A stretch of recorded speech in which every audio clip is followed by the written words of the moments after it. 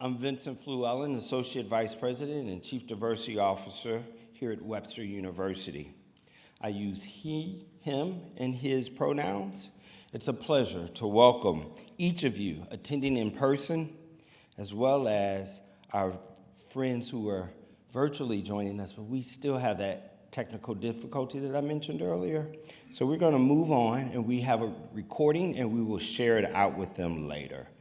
Over the next 2 days, we encourage you to share your insights and moments and inspirations through your social media platforms and use the hashtag WebsterDEI. We look forward to engaging in conversation with you. Before we begin, I would like to extend our greatest gratitude to our sponsors who share our vision for inclusive excellence, as well as sustainable and significant community-wide transformation. Their support and investment allow us to present this conference completely free of charge, including admission, parking, refreshments, program books, closed captioning, and digital resources. Not only does their generosity allow us to provide tonight's opening keynote session and tomorrow's sessions free of charge, but it also allows us to present the entire conference virtually so that thousands of participants across the globe from more than 20 countries, including the United States, can participate and share in these critical conversations. Our presenting sponsor is InUni, a division of Global University Systems. Our visionary sponsor is Reassurance Group of America Incorporated. Our advocate sponsors are BJC Healthcare and Schnucks. Our ally sponsors are Brown and Crouppen, Cigna Healthcare, Delta Dental, Lockton, and Nestle Purina. Our print media sponsor is the St. Louis American, and our radio media sponsor is St. Louis Public Radio.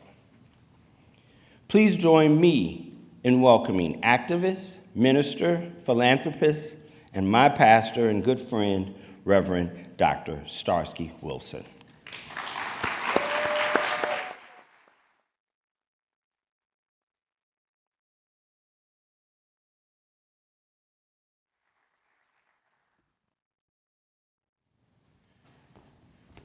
Good evening. It is good to be here. I'm grateful to the President, the Chancellor, to my dear friend Vincent Fluellen for the invitation, and mostly for not being afraid to say that he was my friend. These are times and work in which solidarity, friendship, joy, and laughter together are critically important. So I'm glad to be able to be back here in St. Louis to enjoy some of that on a block that I know a little bit about, having gotten my Master of Divinity right across the street, probably illegally parked on this campus a few times. And I trust that nobody's coming after me because I've changed my license plate since the last time I did that. And I'm grateful for the opportunity to have this extended conversation. And I say that to say, recognizing and situating ourselves in the context of a 9-year conversation that is a response to the voices of young people from 10 years ago. And so I want to take that seriously as a point of departure for conversation. And I usually get really creative in sermonic or keynote moments. I am reminded this is a keynote moment, not a sermonic moment, with titles. But I think the best I've come up with in the context of having this conversation about DEI on today is run it back. So I'm going to use for reflection for conversation today the topic run it back. Now, while this is a keynote, I remember it's a keynote, but I'm a preacher too. So there are moments here where I will expect to hear from people.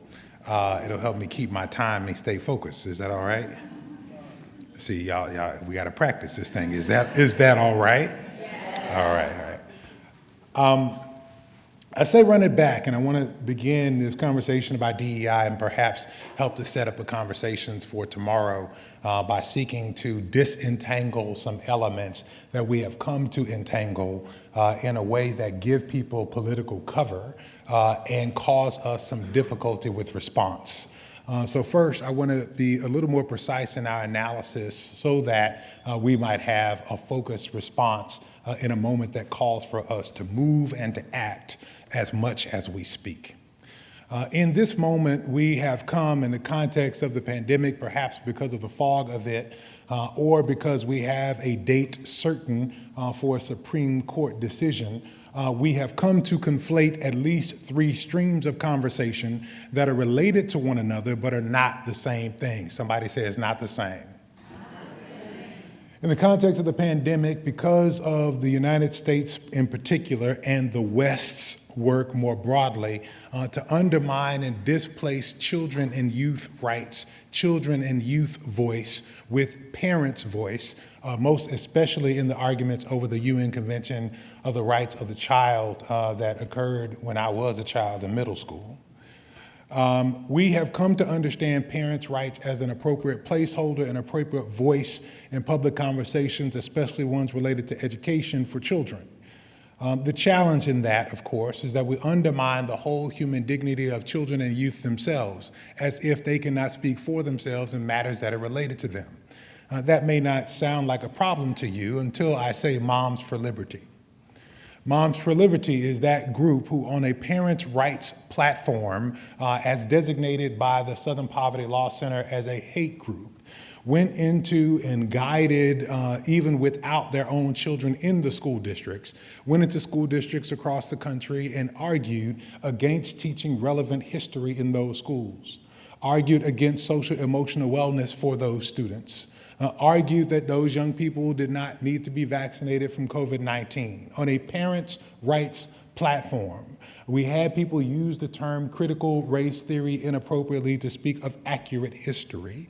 And we experienced that together over the course of 2020 and 2021. And it has come to be informing our conversation because it evolved, of course, into stories about the banning of books, the stripping of history from schools. And while public schools as a location of conflict and a location of conversation have come to inform our dialogue about accurate history, about diversity, equity, and inclusion. We see one stream that came at one particular time in the location of schools, particularly K-12 public schools, to inform a dialogue about DEI. And often when we say DEI, that's what some people are thinking about. But that's not the only thing. In 2020, we began to see public response to public pressure because of the police killing of George Floyd. Many philanthropies, corporations, any institution that had an institutional expression thought they had to say something. They felt public pressure to be on the record in the moment. And they also began to invest in roles, newly created roles of subversion within institutions attached to diversity, equity, and inclusion, often with chief in the title to make it feel really important, even if these individuals didn't have budgets, even if they didn't have other staff, even if they were set up for failure by being placed within institutions that didn't want diversity, equity, or inclusion. In the interest of responding to external and public pressures, these institutions got themselves on the record, hired some people, gave them a high title, gave them a few resources, and gave them the challenge of changing 100 years of institutional exclusion, normalization of whiteness, and challenges that marginalize students, faculty, and staff in a few years. And in June, very important, CNBC reporting, New York Times reporting in June of 2023, after these public declarations that started mid-year in 2020, there were reports of these jobs being eliminated, of people being removed from these historic positions, and a drawback in these corporate and institutional settings from the publicly declared commitments to diversity, equity, and inclusion that came in 2020. I've not talked at all yet about the money that was promised. I've not spoken at all about the philanthropic commitments. Those that lack significant accountability. I won't even get into those numbers, frankly, because we can't number those numbers. The math ain't mathin', as they say. The public declarations that were made in 2020 were beginning to be rolled back, and these jobs being pulled back from our most public institutions and our largest corporations by June of 2023. This is important.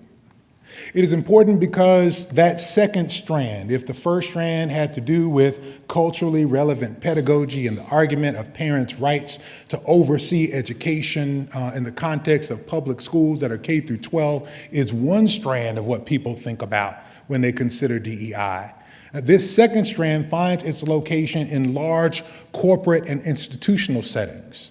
It is manifest by the market's response to public pressure. And it didn't just include corporate settings, it included all other institutional, philanthropic, and yes, even some higher education institutions through the creation of these kinds of roles. But I'll say broadly that this is, from a locational standpoint, this is corporate response. If the first is school, the second is corporate. If the first is about culturally relevant pedagogy, then the second is really about institutional commitment to diversity, equity, and inclusion as manifest by high-level staff and a commitment of institutional resources. Y'all still with me? Yes.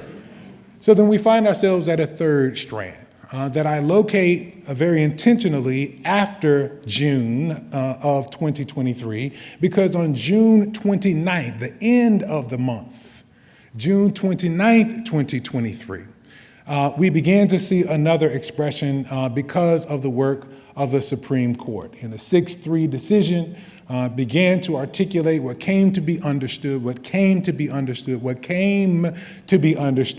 as a rollback of any race-based consideration for admissions within these universities for admissions. I say came to be understood because Faith Sandler is sitting in the room from the Scholarship Foundation of St. Louis. Came to be understood because much of the conversation is informed by people who are not as committed to this as Faith and who have not fully read what is happening there, who have not studied the realities of what is said in that particular decision, have not considered that the University of California, Davis had already come to a resolution to this particular challenge because they dealt with the issue many years before. And so this response to the June 29th, 2023 Supreme Court decision that some people say stripped all commitments or abilities to make affirmative steps or engage affirmative action in order to ensure that there is diversity of thought and perspective in classrooms is another strand. Located primarily having its impact at higher institutions of higher education because, of course, that U.S. Supreme Court cases had to do with Harvard University and the University of North Carolina. There are at least 3 things from 3 different settings that people tend to be talking about when they come to a conversation about DEI in this particular moment, in our particular context. And it's important for us to name all 3 in order to focus our conversation and have a conversation about the specifics so that we may form actions that are impactful. Is that all right? And so I want to name them. One location that's generally in schools that is about culturally relevant pedagogy, where we've seen an argument based upon parents' rights to push back. That followed largely chronologically, even though there is overlap here, to the reporting on the pullback of corporate commitments around DEI that started before, let the church say before, that started before the U.S. Supreme Court decision, and that may be given cover by the U.S. Supreme Court decision. This third strand I locate primarily within higher education institutions. I do that because of the case itself, and I do it because of what I want to do next. No matter how we come to this conversation across the board, these 3 strands of conversation that we've come to blend, and I name them so that you can tease them out over the course of the varying panels that you'll be a part of tomorrow. we have a prevailing voice that has become even more controversial, that has guided the course of this conversation and people's definitions about diversity, equity, and inclusion over the course of the last decade. That voice would be one of an Ibram Kendi.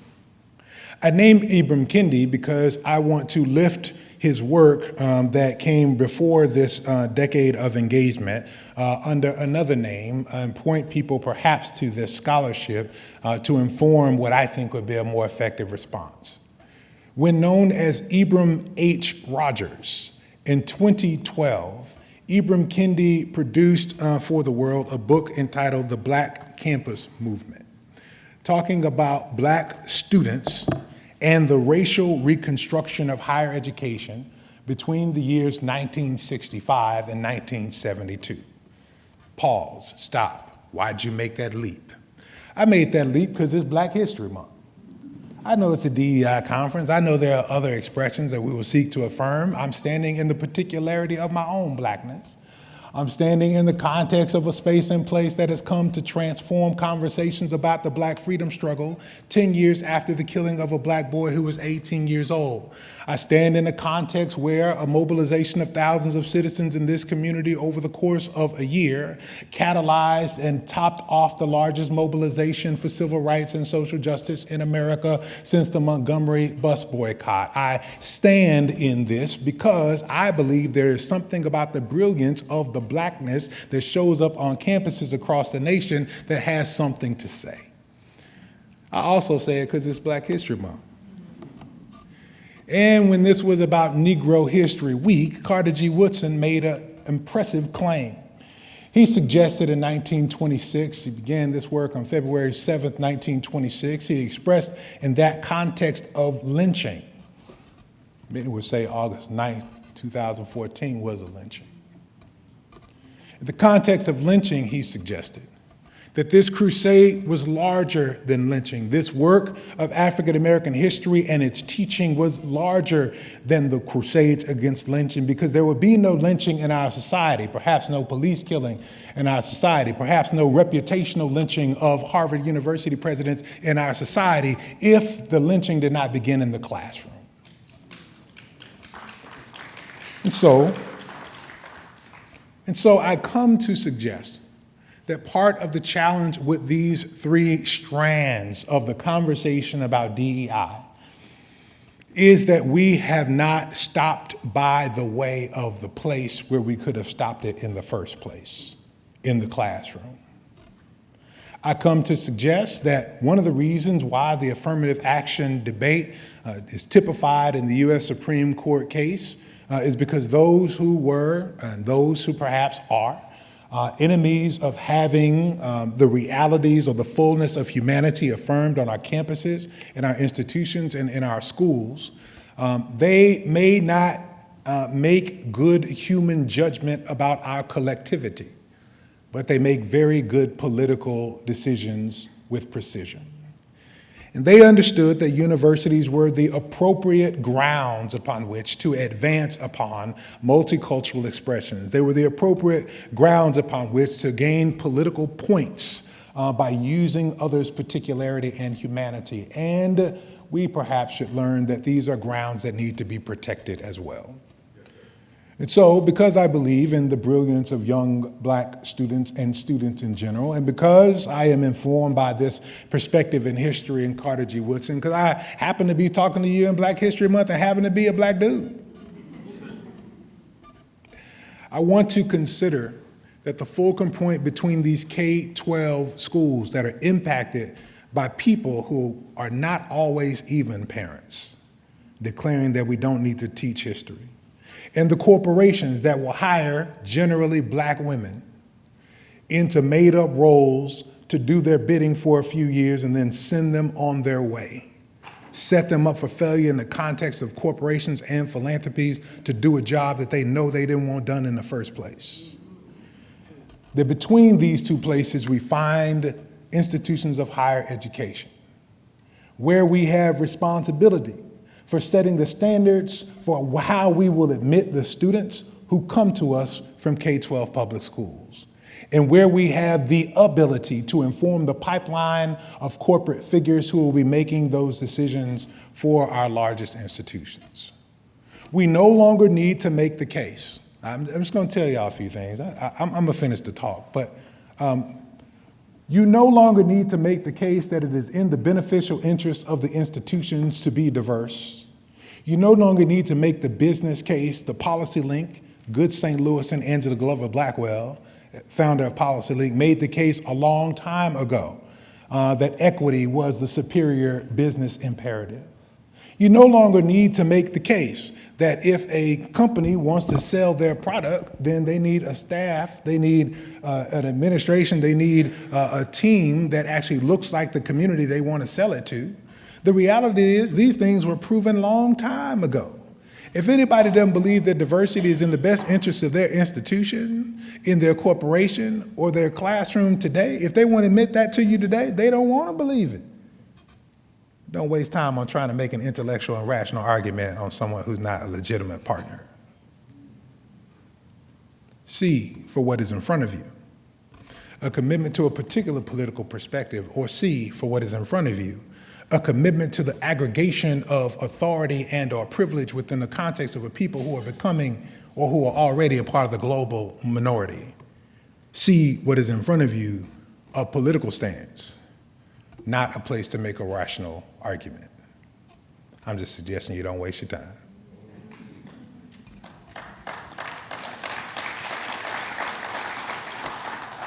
Rather, what I want to suggest you do, based upon the things that I trust, the institutions that have informed me, and maybe I should say something about that and how I come to this, that there is an approach that may be more effective to sustain the transformation that we desire in our institutions.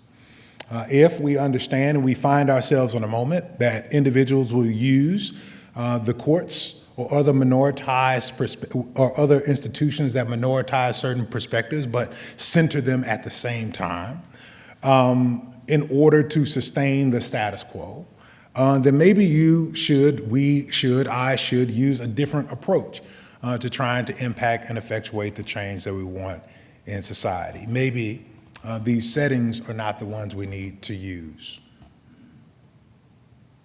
How did I come to this? Before I begin to lay some things out, I want to argue. I want to confess. This school is founded by nuns, right? Okay, sisters. I can confess. I want to confess that it's not just that I work for the Children's Defense Fund. I'm not here trying to do the institution's business. But 10 years ago in this community, I was radicalized by young people. I want to confess that I was one of those people, Gen Xer that I am, went to a historically black college or university, raised in the context of the black church, supported and affirmed by a black mama. Black mamas run the world. You do understand this, right? That in order to get ahead, I had to learn to get along, that I had to learn to, excuse the terminology for those who ain't heard it before, out-white white folks. I remember sitting in settings with my philanthropic colleagues. I'd already gotten to, I was in my third position, being a CEO. One of my white colleagues told me, you know, you don't have to wear a suit and a tie all the time. I said, no, you don't have to wear a suit and a tie all the time. I do. After having come through a historically black college where I had a required course in public speaking, after being taught to articulate by Dr. Shirley Harris, a remarkably courageous and counterintuitive and countercultural doctorate in education who decided she would teach kindergarten. Learning how to articulate my ending sounds in kindergarten because I had to be able to speak in a certain way, then going through a historically black college with a required public speaking course with a required unit on code switching. Informed with this perspective, being sent forth into the world, learning elocution in public settings, including the NAACP oratorical competition on my campus, saying my Easter speeches at Beth Eden and Union Missionary Baptist Church in Dallas, Texas. having all the appropriate marks of how to impress people with how much I could accommodate to a culture that was, frankly, killing me every moment. Having all of those and having advanced in that context, it was here, in this community, in these streets, where these young people, finding sufficiency in the hue of their own skin and the beauty of their own humanity, finding resistance in their own capacity to stand against institutions and expressions that literally tried to take their lives and in some cases did. Standing among them, I was radicalized. It became real hard to sit in meetings with people talking about the problem and benefiting from the fact that there was no solution at the time. It became really hard to go to philanthropic conferences where people talked about poverty and talked about violence and pulled out of the sessions to go get a nice massage because we were at such a nice resort to talk about the intractable issues of our day. That I have to tell you before I suggest the solution that I want to offer that I have been radicalized by young people and I trust them, I believe in them. I have a sense that there is something about them that is, they have in them, as James Bevel and Diane Nash convinced Martin King in Birmingham in 1963, they have implicit and embedded in them a yearning for freedom that God placed inside them, and that the future of the struggle is based upon them. And so I'm biased, y'all. I'm trying to own my bias. I'm trying to be intellectually and emotionally honest. Is that all right? With all of those things in mind, I don't believe market forces could ever resolve our challenges or sustain a movement for diversity, equity, and inclusion. With all of those things in mind, I believe the market will find a way to commodify and to certify and to have people credentialed in order to do this work, even if we don't know really what the field is, such that we can't credential or shouldn't credential anybody in this work. I'm sorry, I have been challenged by the sitting in institutional settings and seeing people without any perspective in HR or any legal background or any work among people who have been marginalized, advanced into these roles, and they trusted to advance an issue that they've not worked out for themselves and in themselves. And so I'm going to offer that I ain't got a whole lot of time for a lot of these professionals, these markets.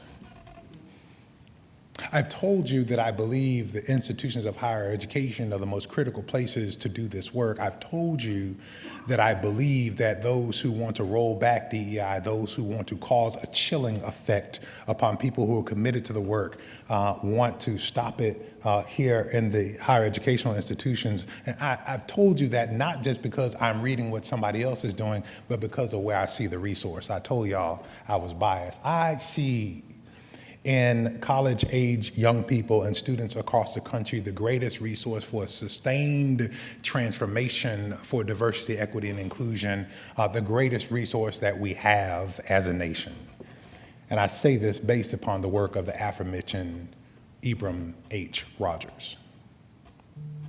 When he came to study the Black campus movement between 1965 and 1972, what Ibram Kendi was doing in this work published in 2012, what he was pulling together, he was first making distinction, as I've done before, some varying movements that were happening at the time that people conflated.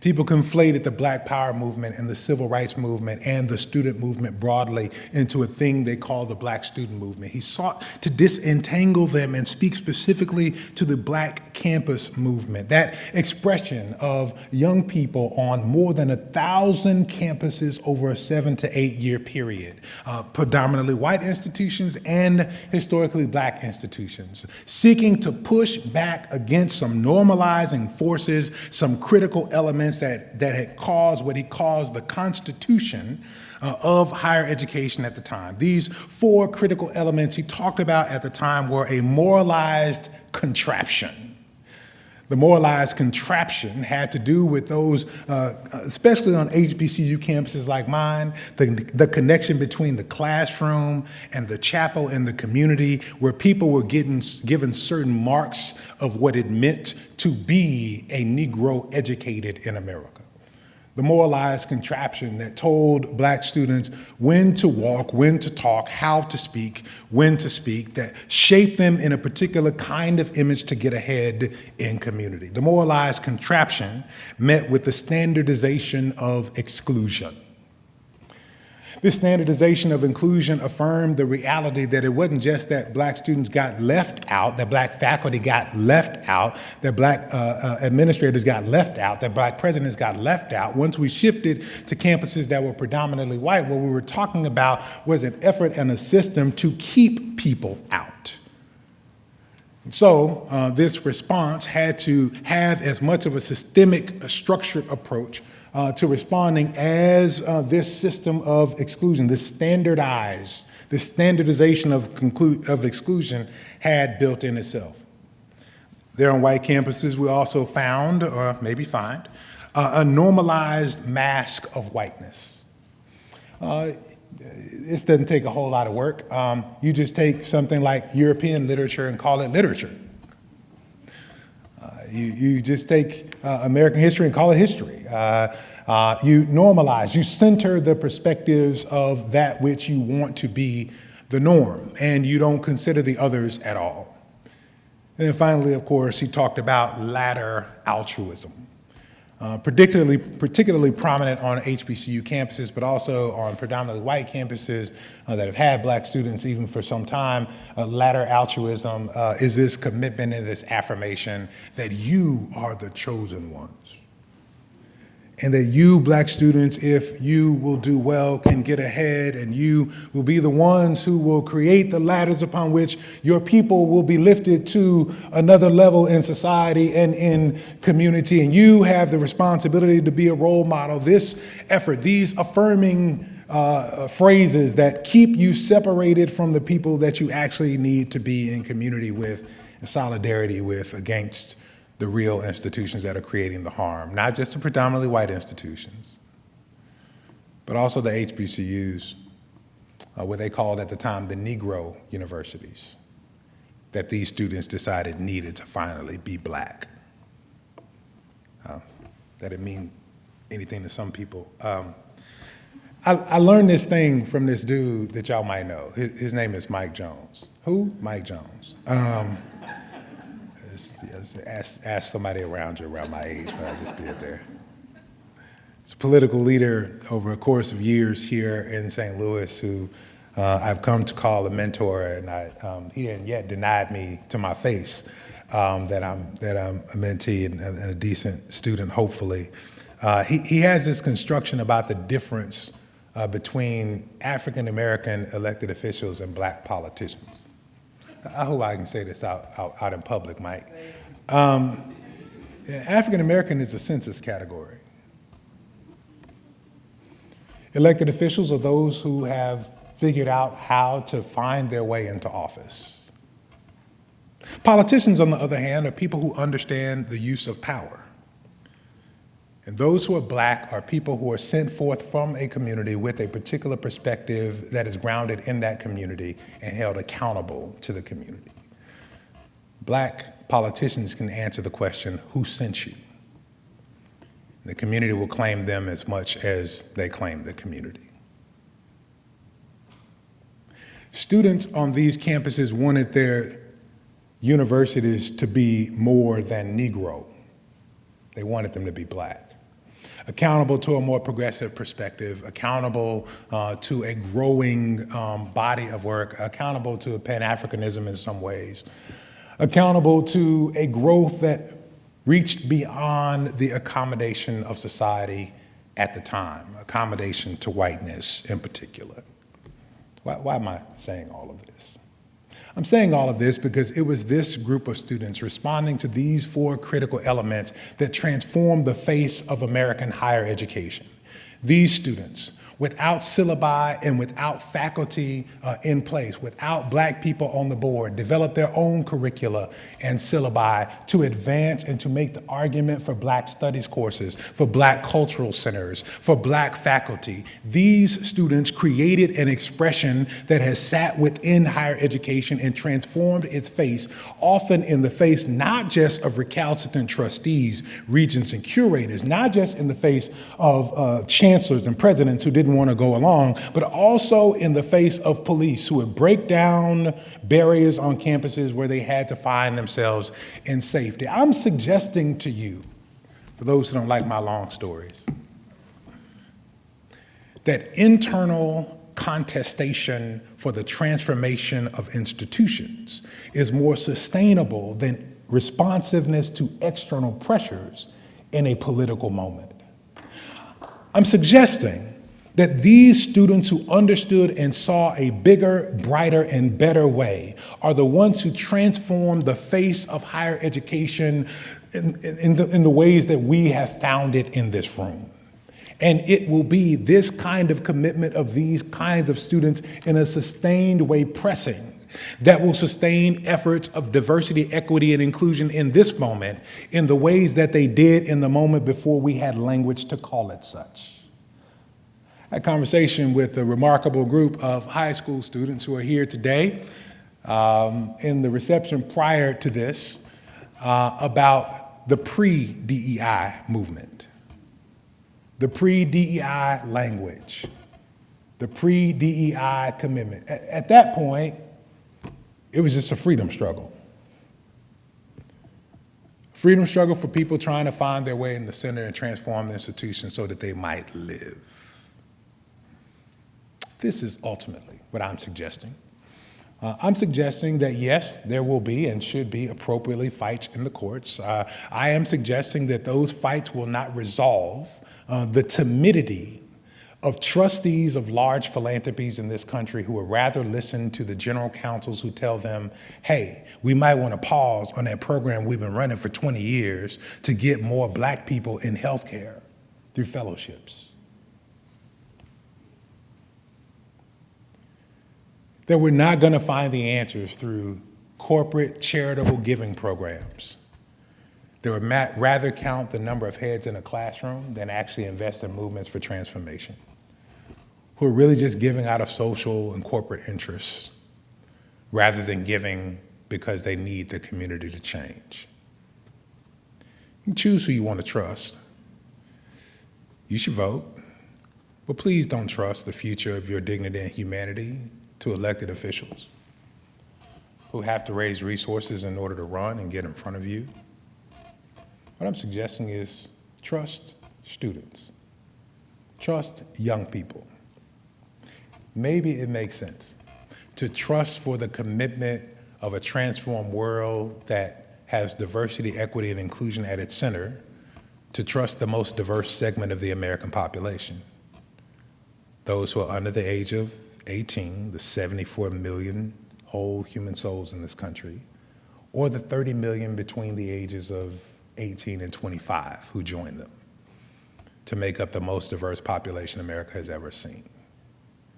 Maybe that should be the fuel, the workforce for diversity, equity, and inclusion in this country. Maybe their hopes for human dignity, their desire for space, their wish to have a place where they might express their joy is the most significant thing we can trust in for this future. Maybe it's not an electoral cycle. Maybe it's not a capitalistic construction. Perhaps it's just the hopes, the dreams, the dignity, and the joy of young kids who are sun-kissed by God. That's who I trust with the work. I'm suggesting you trust the same. Blessings, family.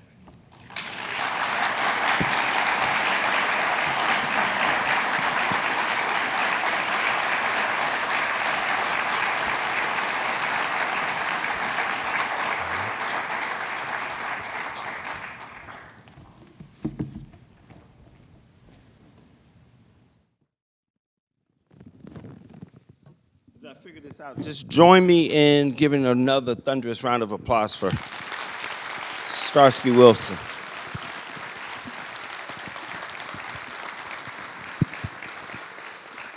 Man, powerful. Thank you so much.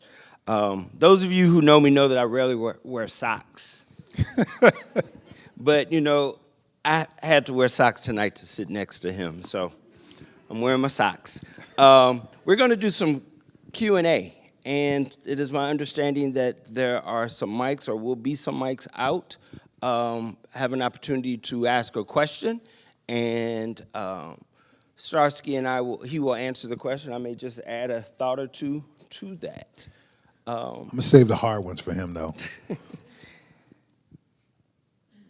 We will take questions in the aisle. I see Kate's coming down with the mic.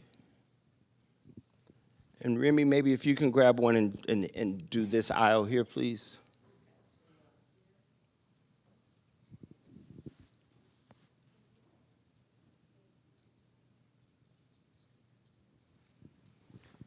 We can't see very well from here, so we're going to trust that you all are, Remy and Kate are managing. We're ready. that. Okay, I did see a hand here, though. Okay.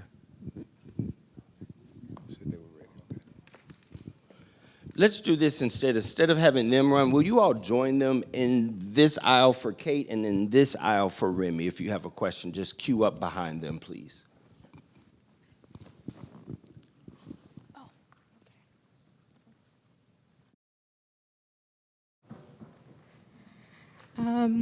Hello, my name is Harmony. My question to you, I plan to major in international relations and political science, but I want to bring diversity to that major because it is very white, as I've heard. So what is some advice that you would give me to successfully make it diverse? So thank you, and thank you for your commitment to this area of study. One of the things I learned in this neighborhood, I got one of my degrees across the street, so what I would say first is I want you to commit to diversifying the conversation so that more perspectives are included. One of the things I had to do at one of the predominantly white institutions that I went to school in is I had to commit to finding a scholar of color, a particular black scholar. That was my commitment. I found a black scholar who was affirmed in the discipline for every one of my courses, and I added it to my syllabus. Not for everybody, but for me. So I wasn't going to have a conversation about a certain kind of theology or church history unless I was reading a black scholar as well. So I want to suggest to you that part of what you may have to do, or I encourage you to do, is to make sure that you have affirmed, whether the syllabus calls for it or not, you have affirmed scholarship that is informed by the perspective you want to bring to come into the classroom. One of the things I learned, greatest thing I learned in graduate school is publishing houses. They may not assign the stuff that I need to read for my context and the work that I've got to do, but the publishing house may very well have it. So I didn't have to learn scholars. I learned who produced and who put out the books that I needed, and I looked at their catalogs to find scholars, particularly black scholars, who I could bring into the conversation. And so what I say to you is, you've got to do the work that your soul must have. And because you must do that work, you may have to find additional resources for the conversation so that you can be well prepared. And that will also bring diversity of perspectives into the room that you need to be in. And by bringing that voice in the room, you create more room for yourself. Thank you. Yeah, blessings.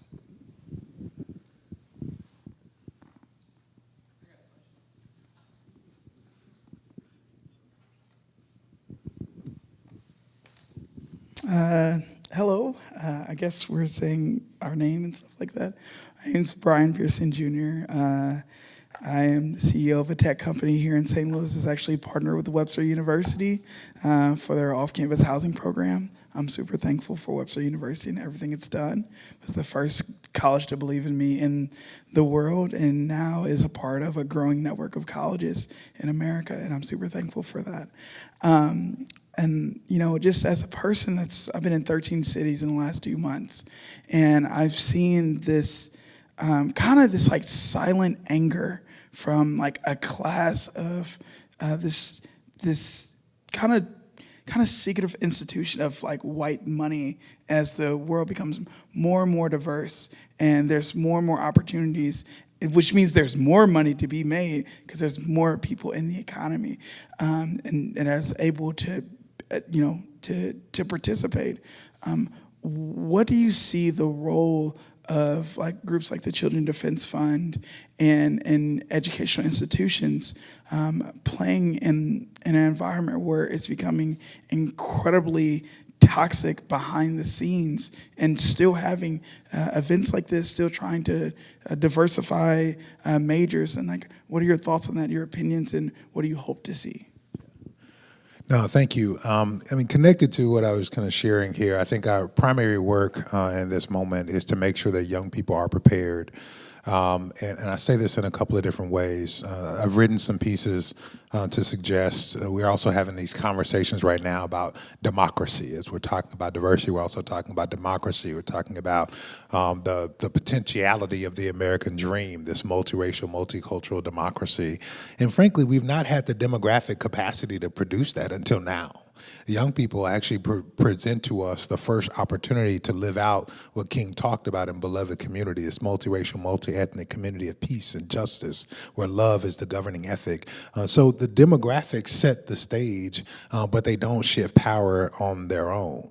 So I think part of the work we've got to do is to make sure that we are informing and preparing young people for citizenship, for full engagement in this conversation. I think our work in training young people to be able to analyze public policy and engage in community organizing is critically important. One of the things that, one of the roots of this, I talked a little bit about Ibram Kendi's work. I didn't talk about Dr. Sekou Franklin's work. Dr. Sekou Franklin's at Middle Tennessee University. He is a political science professor there. He was also, along with our neighbor from across the way, Dr. Sean Joe over at the Brown School of Social Work at WashU. They were two members of the steering committee, a national steering committee of the Black Student Leadership Network 30 years ago. This was an effort started by the Children's Defense Fund to train young people in community organizing, to orient them to movement, to teach them servant leadership in order that they might be prepared to engage in the franchise and transform work in their communities. Now, if you read some history books, they will tell you that the decline in crime in places like New York came because of broken windows policing.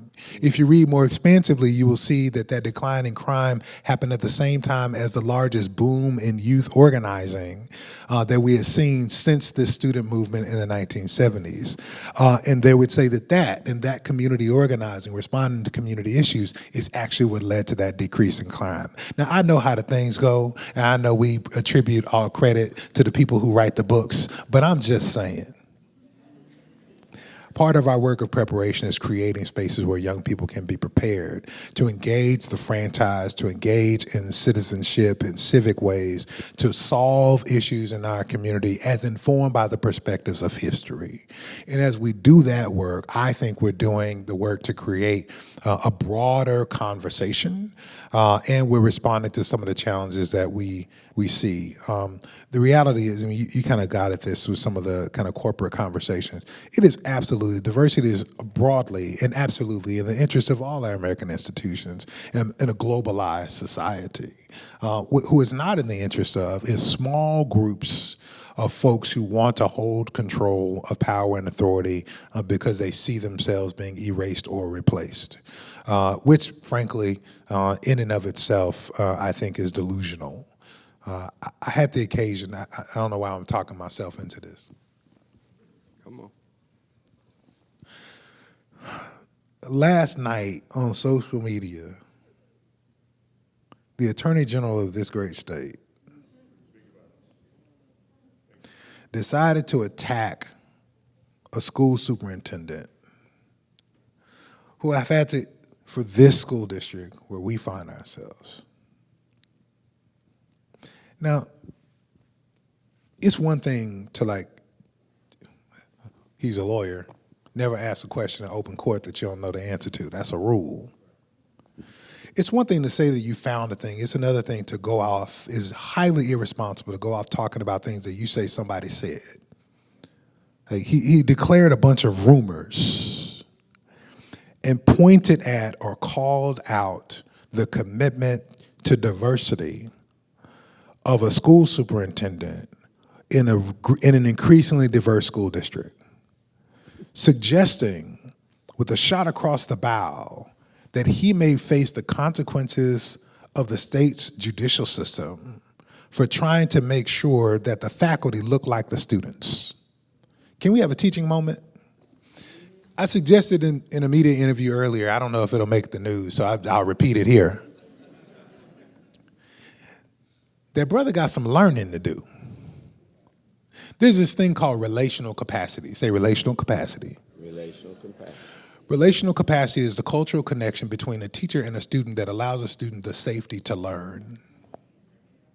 Quality education has to do with the affirmation of a context where young people see themselves, not just in the books, but also in the faculty, the teachers, the educators, the administrators around them.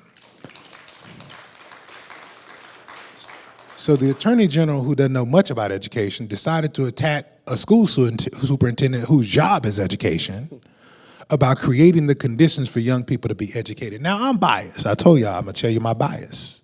I'm biased because this school superintendent has been working with the Children's Defense Fund to create, and local congregations to create space for young people in this school district, in this neighborhood, to have access to literacy and leadership development that tells them that they can make a difference in themselves, in their families, in their homes, in their neighborhoods, in their communities, in the state and the nation. And I believe young children ought to be told that. But evidently the superintendent has a problem, the Attorney General has a problem with that. Now, y'all might not, but I think you ought to have a problem with him.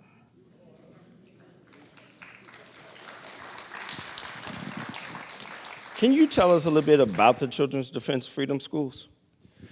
Sure. The Children's Defense Fund Freedom Schools are first and foremost, I'm going to tell the history right, they are the first expressed organizing project of the Black Student Leadership Network from 30 years ago. We now have a network that serves 15,000 students and their families this summer in 30 states and 110 different sites because college-age students decided that they wanted to train for service and then organize projects to help students younger than them. So that's on the history. If I bring it forward, what this model really is an out-of-school time intervention where we work with an integrated reading curriculum that is culturally relevant. That means more than the textbooks that are coming out of my home state of Texas. Young people see Black and brown people and their stories, people of the global majority in the books. And because they have that connection, they're more in tune with the books. But they also see college students who are trained as servant leader interns driving the curriculum. So every classroom is led by college students who have been trained for this work and service. And they do this in communities across the country. And every week in every freedom school across the country, there's a parent meeting where parents learn about the issues related to their children, their education, and the community. They may organize around some different topics.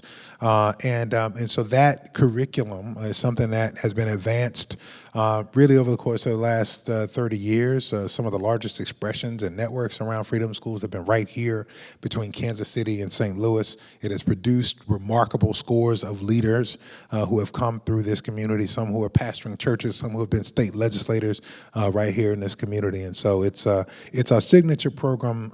It is at once literacy development, leadership development, organizing, community and parent engagement, all wrapped up in a nice little package.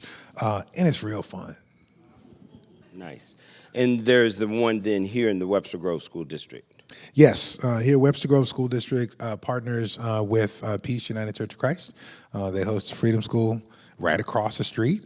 Peace worships at Eden Seminary, and so the Freedom School will be at Eden Seminary this summer. Also partners at folks like at places like Webster Hills United Methodist Church, Beyond Housing in this community is a Freedom School partners. LifeWise supports and works with folks like Maplewood United Methodist Church. So really in this community and in this state, we actually find a lot of faith-grounded and hosted freedom schools, which is a model for what we're doing across the country as well. Excellent, thank you. Some more questions out here. Remy, if you could also come down this aisle. We've got some right up here, Vincent. Okay, but Remy. You know, it's good to hear what you're saying, but I found out if you don't know where you've come from, you're doomed to repeat. And in this generation, we have a lot of young people, black and white, that don't know where they come from and where they're going. So how can we get this leadership? How can we get this? I learned at home where I came from. But then we don't have the fathers in the home, and even some mothers in the home. But you need to know where you come from so it won't be repeated. I went to school in the city, back in the 60s and the 70s. And we had some trouble. I wouldn't say a whole lot, like you see up in North County nowadays. But I grew up here. My grandfather built our house in 1920 in North Webster. I ended up coming to this college. I remember when it was an all-female college. My fifth-hour gym used to tear the nuns up because they wore habits. We played golf. They were perfect targets. But what I'm sorry to say that, but that's what happened. But if you don't know where you come from, you don't know where you're going. And you need to learn it at home. I met black and white youngsters I have talked to, and things, they said, Miss Perry, I didn't know that happened, or, well, didn't your parents tell you that? So we need to kind of come back together and get in these schools. I'm talking about parents. See, the problem now, the schools are running your kids. There's no parents there. There's nobody. I was in everything with my kids. But if you don't know where you're coming from, you're doomed to repeat it again. I don't care how high you go in education, but you need to know where you come from so you can do it. I'm with the NAACP, St. Louis County. Yeah, there are a couple of things I think are really important here, and that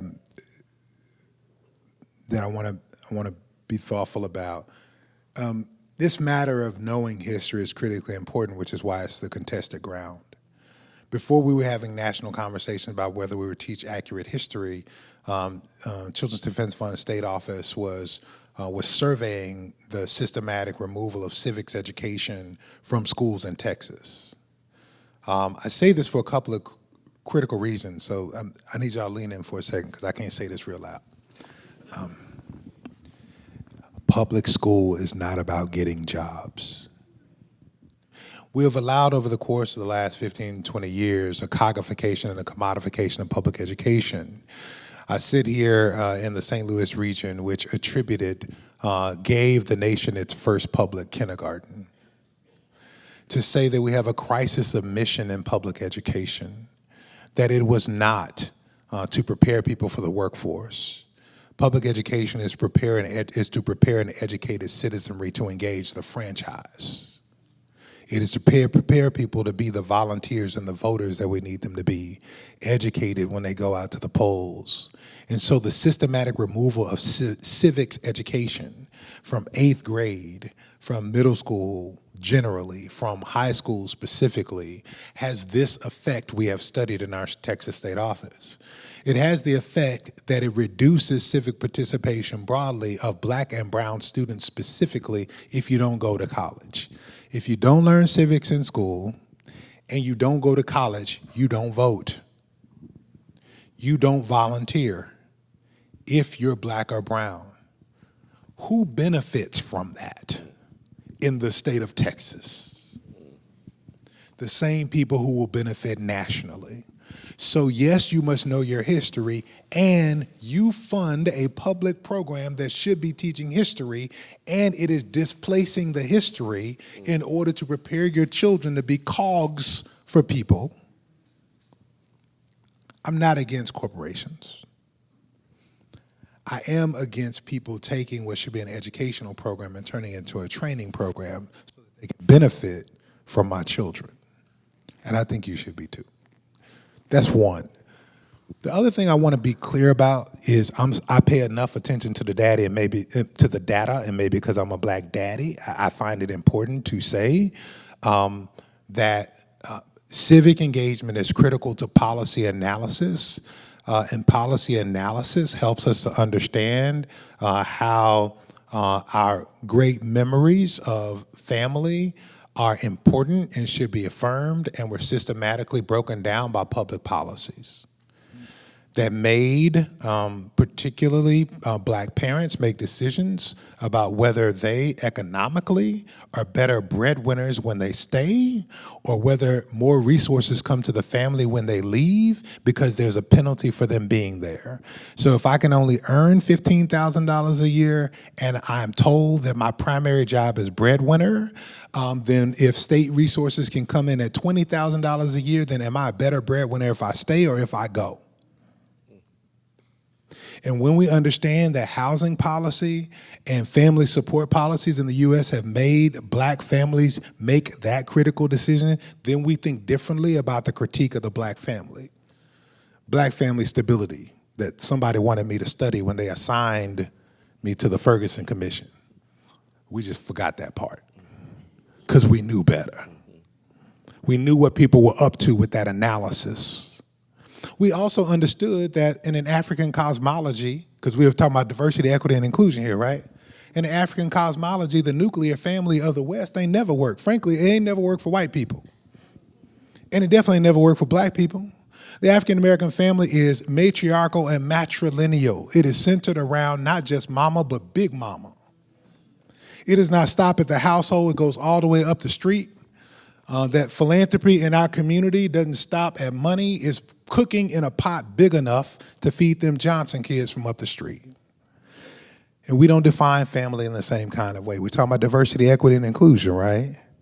And so different constructions of family have to be affirmed as well. We have a communal definition of family, and that should be affirmed and normalized. When we don't, we have disparate impact with the child welfare system.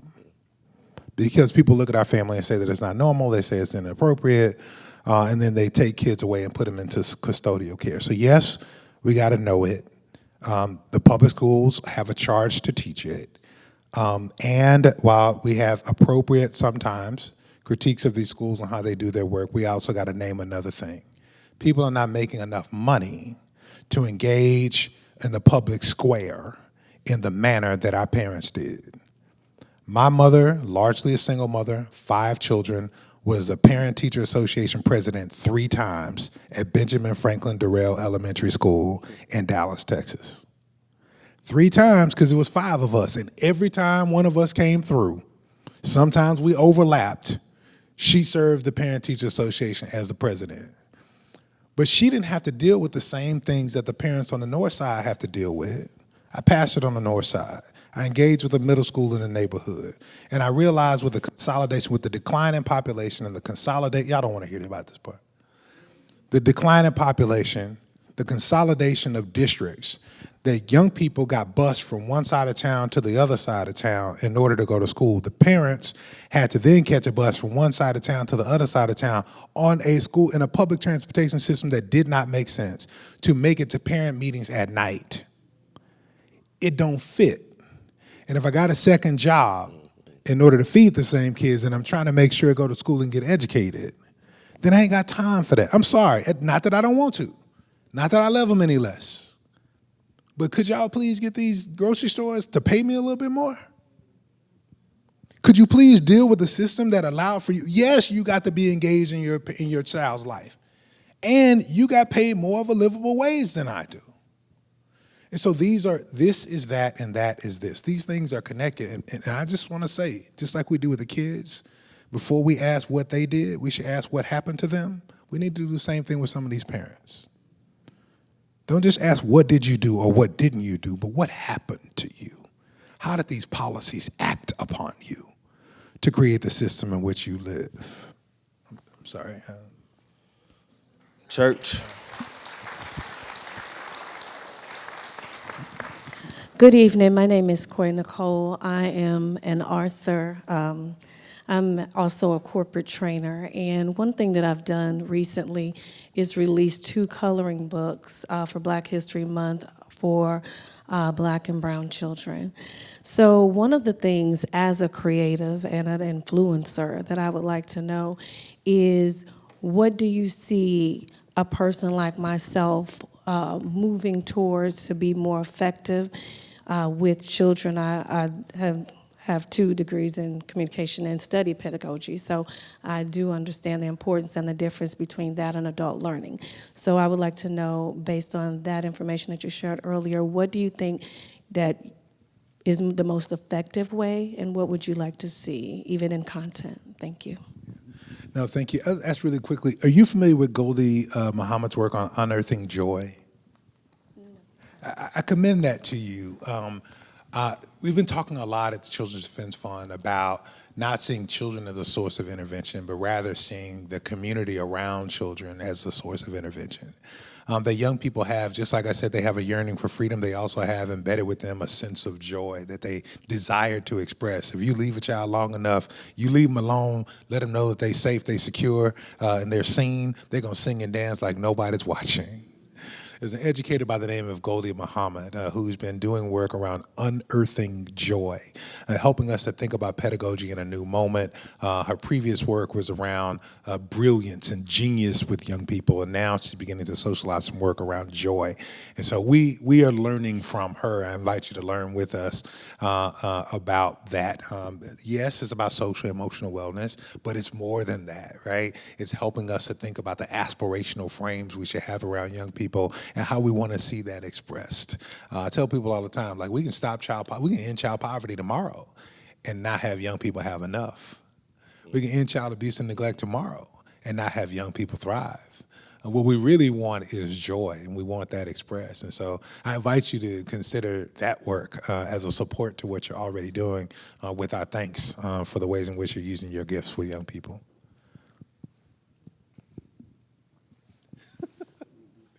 If I can just remind folks, if you have a question, to come and queue up in the aisles behind the microphones so that we can get to everyone. Mike Jones. Who? Mike Jones.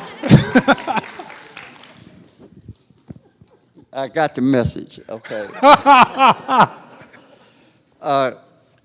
Question based on literally the body of work you talked about this evening.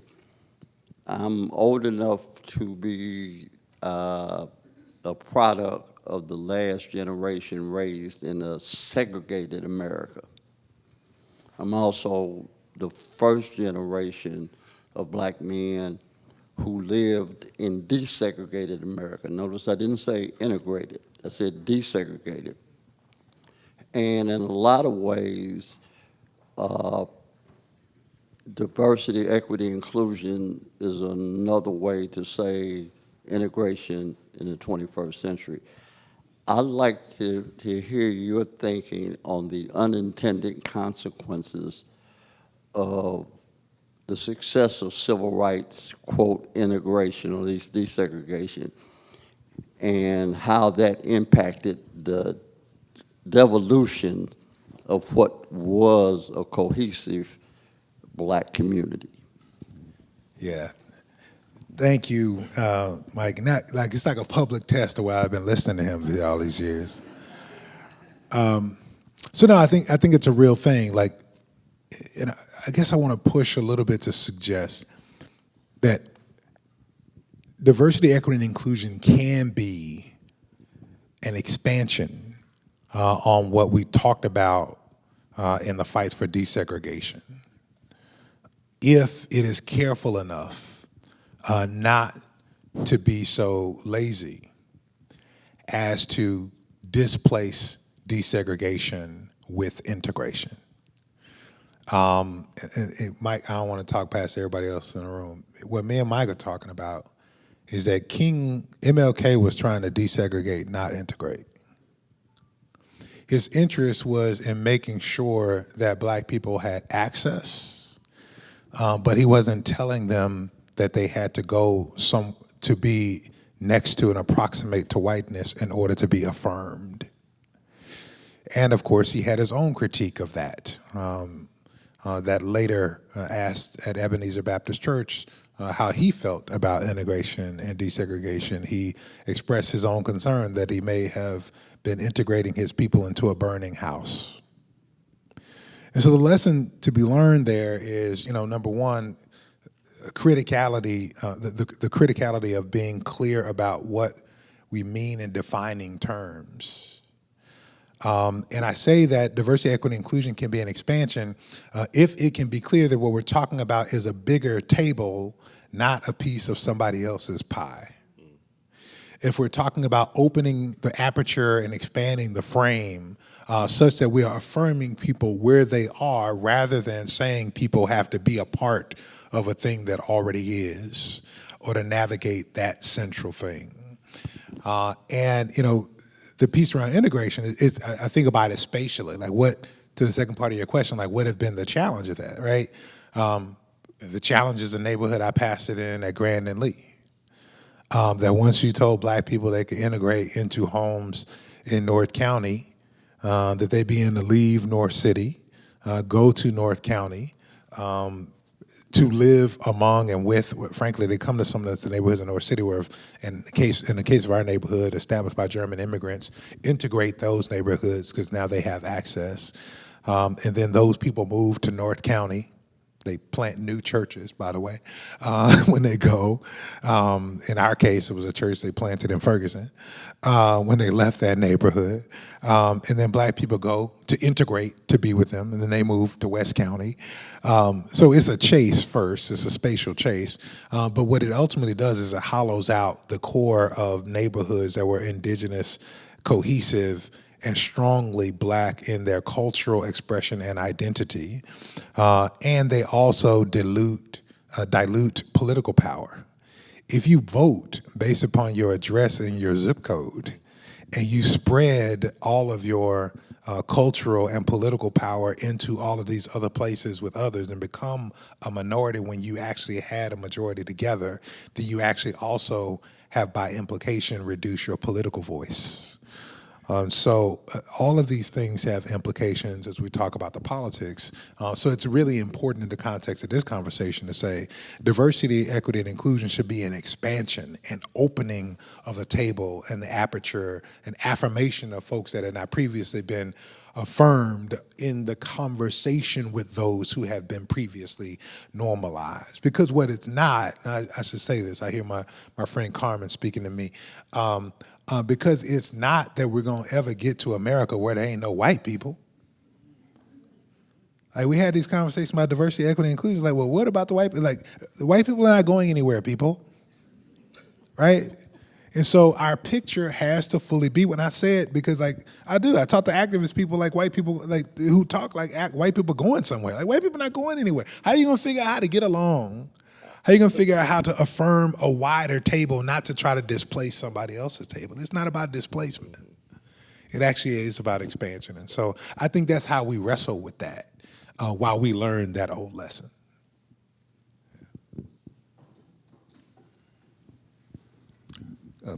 Welcome, St. Louis, back. Thank you, brother.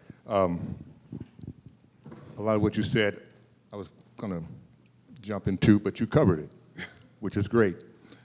It's good to see the diversity here, but Webster University does that a lot, just like WashU and Dr. Joe over there. With that being said, when Michael Brown Jr. was murdered, his body lay there 4 hours or so. We were there. A lot of us, I see, we were there all day because it was a moving moment that had to have some change occurred. With that the Ferguson movement came about, the commission came about. Also with that, we started a mentoring program. I'm co-founder, gentleman here as well, and some others. One here in the Missouri area, another one in Illinois. With that, we found a lot of young people are not really happy with the way things are going in their lives. One thing you mentioned about the 18 to under and 18 to 24. Just yesterday, I was speaking at a church about a Pew Research did a study. It was very disturbing. I'll email it to you. With that, how do we get the correct information? When I say correct, verifiable, correct information, and not distorted information to our young people with social media moving about? Yeah, so there's some really good work. Point you to our partners at Common Sense Media for solid resources on the impact of social media on young people, their social emotional wellness, and commend you to kind of take leads and cues from that, both on how they're suggesting people do some monitoring and care for young people in that space, but also some policies that we might need to be advancing in order to make sure that the internet is a safe environment for young people. I also kind of raise in this conversation the necessity of being thoughtful about social emotional wellness broadly for young people. So it's not just about social media, it's about safe environments broadly. It's about social connections generally, so things like mentoring programs, youth development programs. I tell people all the time, I don't care whether you think your young person is quote unquote at risk or not, every teenager needs to be in somebody's program. There needs some kind of youth development, youth engagement. Pew talks about how religious engagement is a protective factor for young people for not getting engaged in destructive behavior. So I think all of these things are things that we want to be caring and intentional about. But we also have to own, it is not sufficient for us to curse the darkness.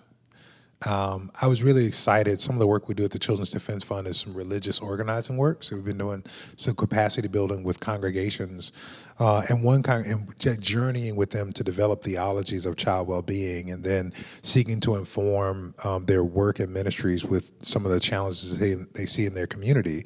And one of the congregations just this past weekend, as we were gathered, presented a project about developing a virtual safe space for young people informed by progressive theology. Because they know, like, young people, they're going to hang out, they're going to be on social media. The question is, what will they find there? Will they find the resources of your varying youth development programs? Will they find a way to connect with your mentoring program? Or will they get caught in a rabbit hole around things that, as we study this information around young girls and young women, that we find, will they find things that cause them to feel bad about their self-image? Will they find them that cause them to fall deeper in depression? Or will they find connection with you? And so I encourage more and more people to make sure your young people are connected in some kind of youth development program, and to say there need to be positive spaces on the internet and social media for young people as well.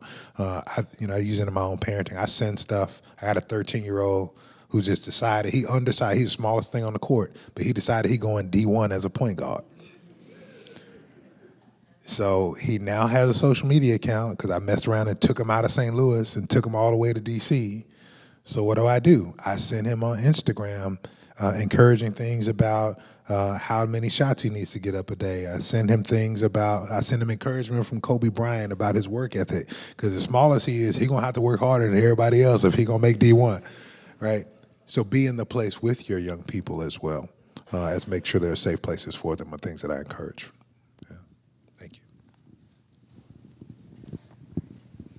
I promise shorter answers. Is it on? Is there a question over there?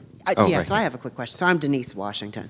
So I really enjoyed your talk and conversation. I really didn't see where it was going, so I loved how you ended with having faith in the young people. And so two things. One of the previous, somebody earlier alluded to the fact that segregation or desegregation wasn't necessarily a good thing for our community. So I kind of wanted to pull two things together. And quite frankly. So I've heard the conversation in my family time and again that desegregation, in fact, was ruinous to the Black community. And I'm from North St. Louis, and they still live there and would never leave there. And so some can interpret that to mean that segregation was better, right? And so if you bridge that with your conversation on young people, I wanted to hear more. So are you talking about Black young people? Are you talking about people of color? Are you talking about all? Does this include white young people as well? And how do we view that in sync with some people's interpretation of what might be best for us as a community? Yeah. Okay, if that makes sense. No, thanks for the opportunity to go deeper. So first, I think there's a particular value in folks whose lived experience is vested in the struggle, right? So I point to this reality about the Black campus movement because of two things.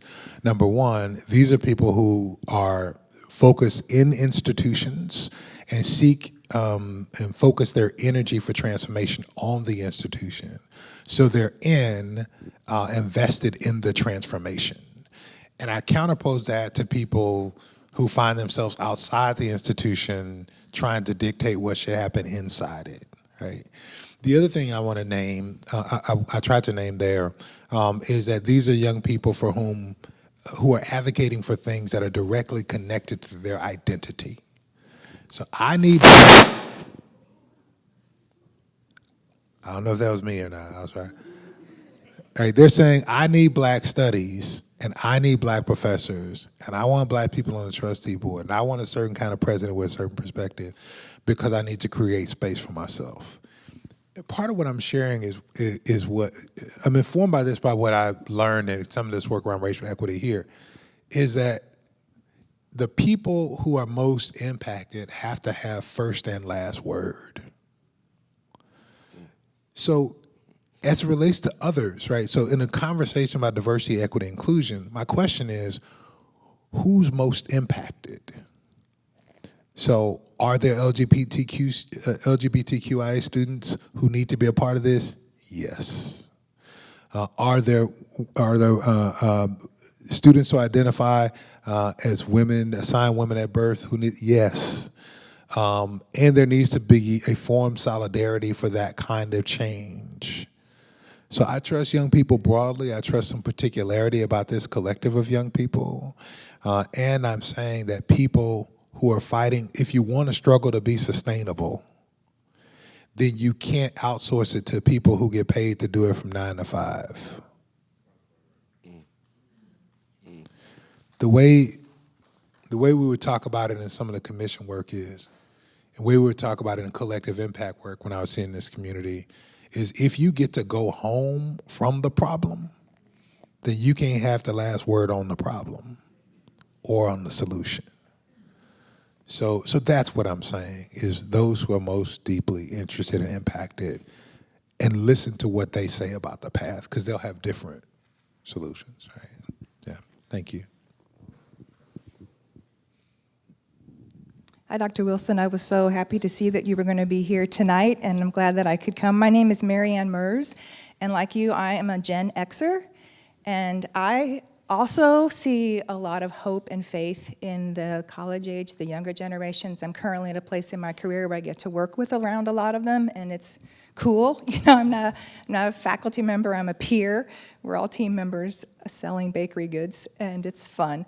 But I wanted to say that I feel like our generation, I look around at my peers and I see that we have a lot to contribute to what's going on in our country today, and I don't know, I see myself and others that aren't some of my peers, you know, have so much to give and they're not quite engaged. And I know myself personally, I feel a calling to become more radical, you know, than I have been. And I'm in a phase where I'm in a more of a caregiver role now, and I'm searching. And so I'm here to be inspired and just see if you see a connection between our generation and this great generation that's out there making things happen. Yes, so you caught me at a great time, because I used to have this really horrible language for this. So there's a young organizer in this town. I'll call her name too. Her name's Kayla Reed. And Kayla once gave me a remarkable, I count Kayla as one of my millennial mentors, so we mutually mentor one another. She once gave me a remarkable reality check. She said, look, you are not old enough to be an elder, but you are too old to be one of us. So I decided, like, I'm a preacher, I'm supposed to have good words and stuff, but I decided this made me a middler. My dear sister, Reverend Dion Boissier, I spoke with earlier this week. She has served as the chaplain to the United Nations for a number of years. Remarkable, prophetic, dear sister. We were talking earlier this week, and she gave me better language. She understood, she approximates the two of us in age. And we were in a setting together last week in Chicago where clearly 4 different waves of black faith leaders committed to liberation were gathered there together. Our elders, including Reverend Jesse Jackson and Reverend Dr. Jeremiah Wright Jr., and students in seminary coming fresh out of undergrad, all in the same space. And here we sit in our 40s in that space. And we're talking about what our role really was there. And we talked about this frame of bridge building. And Reverend Dion said what she's come to recognize is that the responsibility is actually bridge being. We are a bridge. I find part of the call to being a bridge, sharing the stories. So I'm not often without a story from the struggles that I didn't live through. I sit at the feet of elders. I've been gifted to have that to be a part of my life in this community. People like Earl Nance Jr. and Dr. Suggs and Mike Jones and the late Jim Buford have allowed me access and proximity to learn from their stories and to learn of stories that came before them. And so part of our charge is to be able to share stories that give perspective, not direction.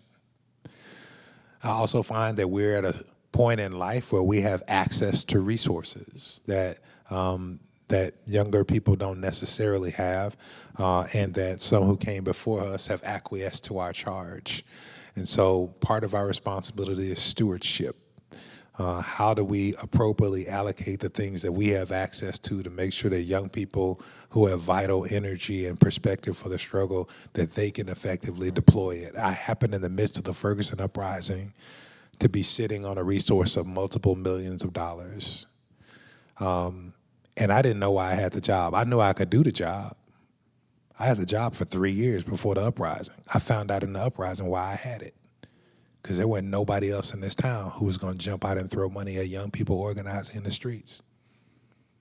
That's why I had that job at that moment. And because I would invest in it, I could organize other people to do it. I had that job in that moment because there wasn't a lot of black people in this town in the nonprofit industrial complex who didn't have to ask the same purveyors of whiteness and capitalism in this town. Didn't have to go ask them for money, and I didn't have to ask them for money. So I could tell them to go to hell. And somebody needed to tell them to go to hell every now and then. Because the young people were telling them and they weren't listening. So somebody who actually had resources had to tell them to go. So some of this is, right, what is our responsibility to be bridges with sage wisdom from the generation before, with stewardship and allocation of resources so that they have what they need even though somebody didn't give it to them? And what is our responsibility to speak in their voice? Create space for their voice, but to speak in their voice. And so yeah, I sometimes I say stuff, I had to believe myself into saying some of the stuff I say. Me and Kayla had arguments over who should have been in. There was a particular political office that we were engaging some organizing around. And I was like, that person can't do the job. And Kayla was like, but this is the movement's person. I said, well, hell, I guess that's who it is. Right? So some of it is about speaking in their voice as well. So this is what I try to do. So, take my mistakes too. It's what you try to do, but it's what you have done and you do well. So thank you very much for spending your time with us tonight and sharing with us. I encourage you all to join us tomorrow morning at 8 a.m. as we continue our 9th Annual Diversity, Equity, and Inclusion Conference. I thank you for your time tonight, and please join me in thanking Reverend Dr. Starsky D. Wilson.